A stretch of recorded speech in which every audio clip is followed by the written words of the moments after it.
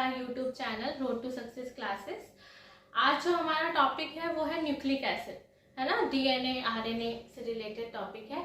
ये जो टॉपिक है ये सभी कंपटीशन एग्जाम्स के लिए, चाहे क्लासेस हो आपकी 10th 11th 12th की, कॉलेज स्टूडेंट्स के लिए, सबके लिए बहुत इंपॉर्टेंट है। कंपटीशन एग्जाम्स में भी इस एरिया से काफ़ी सारे क्वेश्चन पूछे जाते हैं। तो हम जो बाकी के ऑर्गेनल्स हैं सेल्स के, वो हम बाद में लेंगे। पहले हम डीएनए का स्टार्ट कर रहे हैं, जो कि कहाँ प्रेजेंट होता है, न्यूक्लियस के अंदर प्रेजेंट होता है।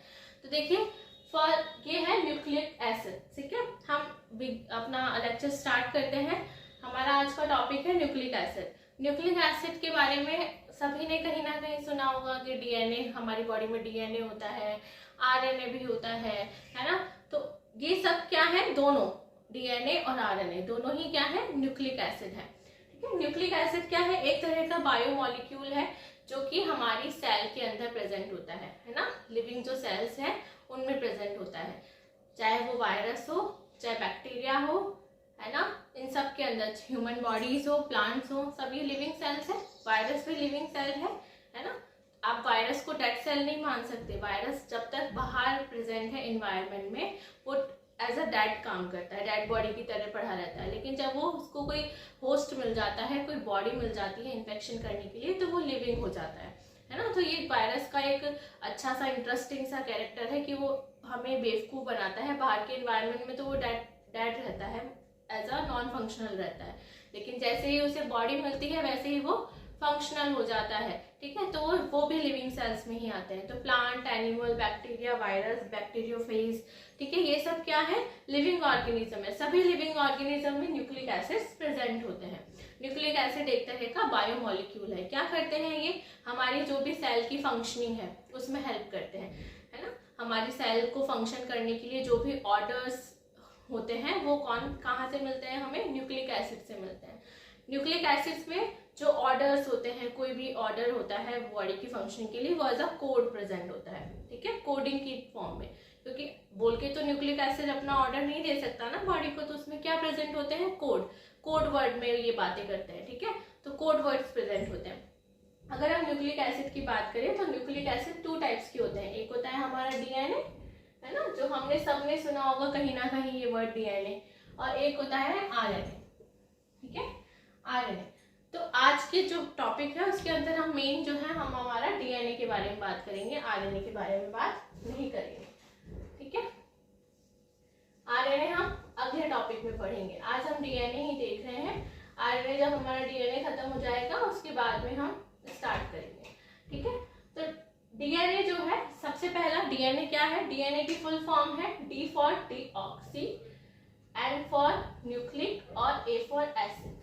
ठीक है, तो deoxy ribo nucleic acid, D for deoxy ribo. Deoxy ribo क्या है, एक शुगर है जिसमें से ऑक्सीजन निकला हुआ है, इसलिए उसे बोल रहे हैं डीऑक्सी, है ना। राइबो शुगर होती है, पेंटोस की रिंग में होती है, इस तरह की, है ना,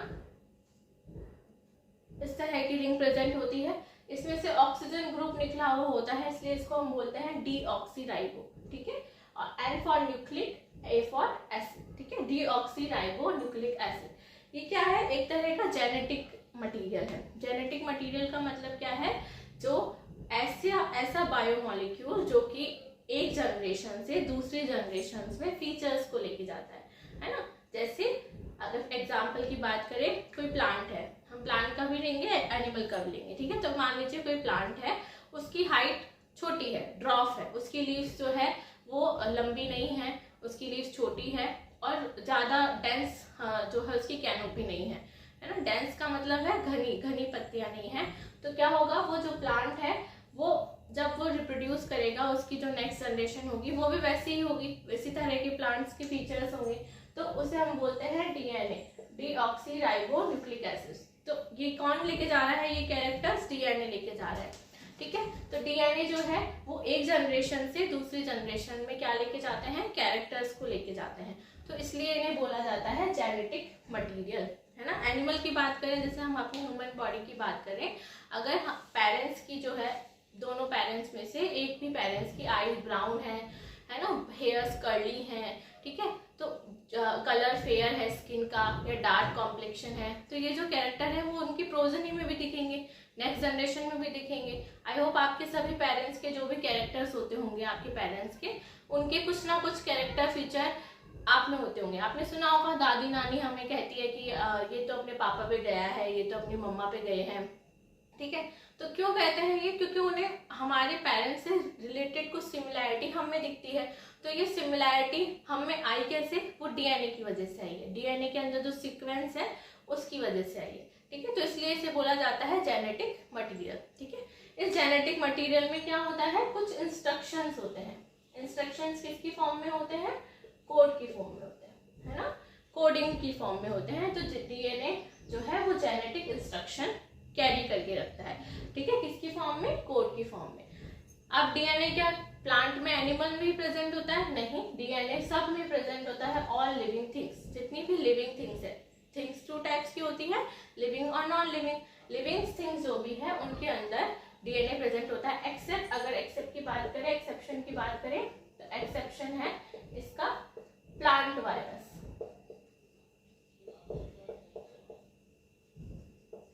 अगर एक्सेप्शन की बात करें तो वो है प्लांट वायरस। जो प्लांट वायरस होते हैं, जो प्लांट को इन्फेक्ट करते हैं, उनके अंदर डीएनए नहीं होता, उनके अंदर मोस्टली आरएनए प्रेजेंट होता है, ठीक है। एनिमल वायरस की बात करें, बैक्टीरिया की बात करें, तो उनमें डीएनए प्रेजेंट होता है, लेकिन डीएनए उनमें कैसा होता है? सर्कुलर होता है, ठीक है।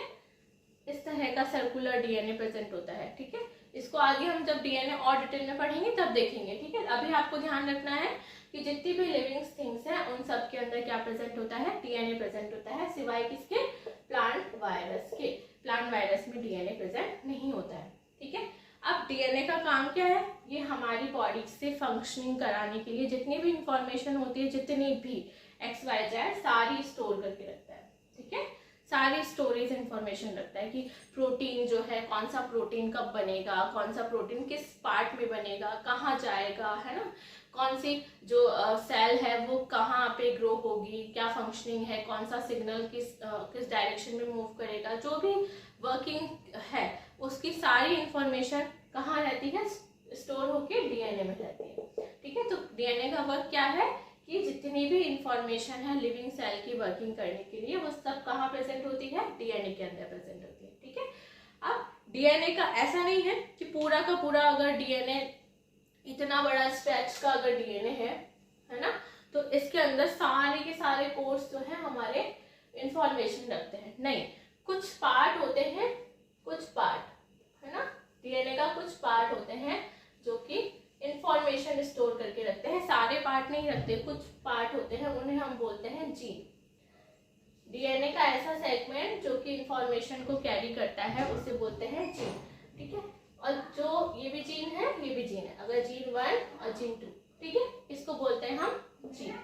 अब जो पार्ट इसकी एक्स्ट्रा पार्ट भी प्रेजेंट है ना, एक्स्ट्रा पार्ट और है, जीन के अलावा भी और है जो कि इंफॉर्मेशन कैरी नहीं कर रहा है, वो क्या काम करता है? वो डीएनए की स्ट्रक्चर बनाने का काम करता है, डीएनए की स्ट्रक्चर बनाता है, इसलिए और किसकी फॉर्म में एक्ट करता है? डीऑक्सीराइबोजाइम्स, डीऑक्सीराइबोजाइम्स की तरह एक्ट करता है, इतना ध्यान रखना है आपको। फिर अगर पूछा जाए कि जैसे मान लीजिए सेल है, बहुत सारे बच्चों को कंफ्यूजन रहता है कि सेल है उसमें कितने क्रोमेटिन्स है, कितने क्रोमोसोम्स है ना, कितने क्रोमोसोम्स है। तो आपको ये ध्यान रखना है जितने डीएनए के मॉलिक्यूल्स होंगे, जितने डीएनए के मॉलिक्यूल्स होंगे उतने ही हमारी बॉडी में क्या होंगे? क्रोमोसोम्स होंगे, ठीक है। क्रोमोसोम क्या है? डीएनए की स्ट्रक्चर है, डेंस स्ट्रक्चर, इस तरह के होते हैं, है ना, क्रोमोसोम्स। तो जितने डीएनए के मॉलिक्यूल्स होंगे वो इतने ही बॉडी में हमारे क्रोमोसोम्स प्रेजेंट होंगे। डीएनए जो है वो हमारी बॉडी में या प्लांट की बॉडी में जो है सेल के अंदर सिर्फ अकेला ही नहीं रहता, सिर्फ डीऑक्सीराइबोन्यूक्लिक एसिड ही नहीं रहता, इसके साथ कुछ प्रोटीन्स भी बाइंड करके रखते हैं। तो डीएनए के साथ कुछ प्रोटीन्स भी बाइंड होके रखते हैं, उसे हम बोलते हैं न्यूक्लियोप्रोटीन्स, ठीक है। टर्म्स सब ध्यान रखनी है क्योंकि ये कई बार एग्जाम से पूछी जाती है कि न्यूक्लियोप्रोटीन्स क्या है, तो आपको ध्यान रखना है डीएनए के साथ में कुछ प्रोटीन्स बाइंड होके रहते हैं न्यूक्लियस में। जैसे हिस्टोन प्रोटीन आपने पढ़ा होगा यूकैरियोटिक में, तो यूकैरियोटिक में हिस्टोन प्रोटीन होते हैं, वो डीएनए के साथ बाइंड होके रखते हैं, उसे बोलते हैं हम न्यूक्लियोप्रोटीन्स, ठीक है। तो ये डीऑक्सीराइबोन्यूक्लिक एसिड की जर्नल बातें हैं कि भाई होता क्या है, क्या काम करता है, ठीक है, किस तरह से प्रेजेंट होता है। तो ये है। इसके अलावा अगर हम केमिकल कंपोजिशन की बात करें कि डीएनए बना हुआ किससे है ना, डीएनए किसी चीज से तो बना हुआ होगा। तो डीएनए 3 चीजों से बना है, ठीक है। सबसे पहला है शुगर। शुगर कौन सी है? राइबोज शुगर, है ना। शुगर कौन सी है? Ribose sugar. राइबोज शुगर से मिलकर बना है। फिर है एक फास्फोरिक एसिड, फास्फोरिक एसिड। और तीसरा है एन बेस। एन बेस का मतलब क्या है? नाइट्रोजन बेसिस,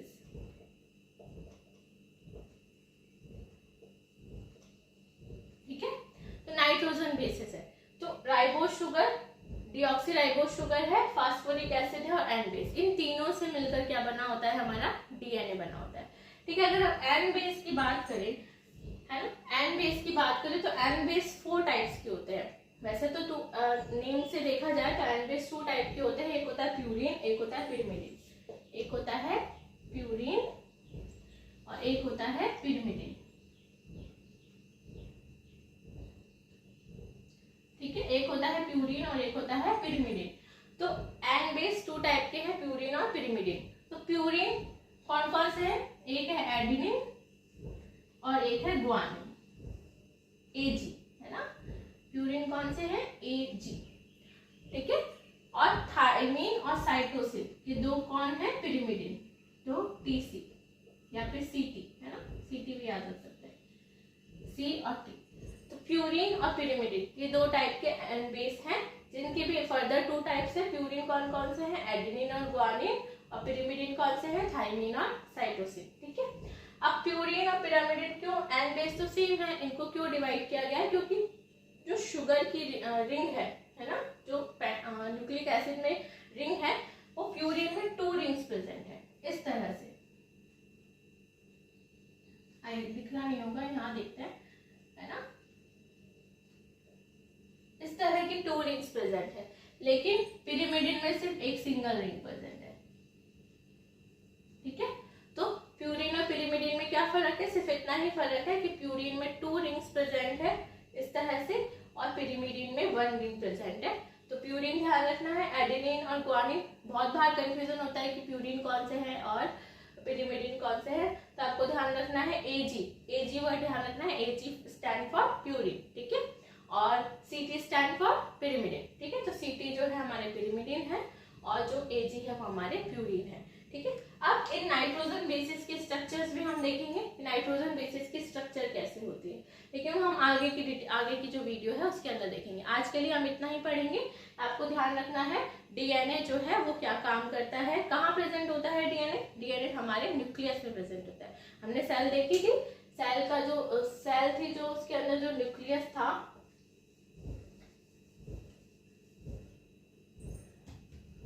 ये हमारी जो सेल है, इसके अंदर जो न्यूक्लियस प्रेजेंट होता है, इसके अंदर ही हमारा क्या होता है? न्यूक्लिक एसिड होता है, डीएनए होता है, ठीक है।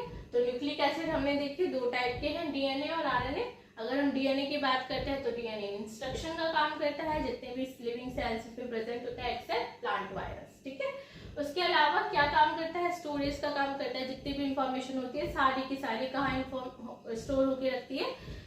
डीएनए के अंदर। और जो पार्ट डीएनए का स्टोर करके रखता है उसे हम बोलते हैं जीन, और जो नहीं करके रखता है, स्ट्रक्चरल पार्ट है, उसको हम बोलते हैं डीऑक्सीराइबोजाइम्स, ठीक है। ये डीऑक्सीराइबोजाइम्स का काम करता है। जाइम्स, एंजाइम का मतलब है ना, जाइम्स किससे बिलोंग कर रहा है? एंजाइम्स का, ठीक है। अब नंबर, अगर क्रोमोसोम के नंबर की बात करें तो जितने सेल के अंदर डीएनए मॉलिक्यूल होंगे उतने ही नंबर के क्रोमोसोम होंगे। डीएनए अकेला प्रेजेंट नहीं होता न्यूक्लियस में, उसके साथ कुछ प्रोटीन्स भी होते हैं, उसे हम बोलते हैं न्यूक्लियोप्रोटीन्स। केमिकल बेस देखिए तो डीएनए 3 केमिकल से मिलकर बना है, शुगर, फॉस्फोरिक एसिड और N base. N base further 2 types के हैं, प्यूरिन और पिरिमिडिन। प्यूरिन जो है एजी है, एडेनिन और ग्वानिन, और पिरिमिडिन 2 है, थायमिन और साइटोसिन, ठीक है। यहाँ तक का जो टॉपिक है उसको हम आज फिनिश करते हैं। इसके अलावा हम कल देखेंगे कि नाइट्रोजन बेसिस की स्ट्रक्चर कैसे होती है, मॉलिक्यूलर स्ट्रक्चर।